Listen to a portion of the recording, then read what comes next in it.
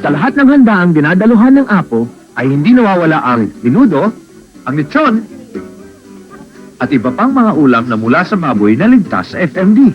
Sa tulong ng Department of Agriculture, Bureau of Animal Industry ay agad na aagapan ang pagkalat ng FMD. Ngunit, hindi pa tapos ang laban. Ito pa ang dapat natin gawin.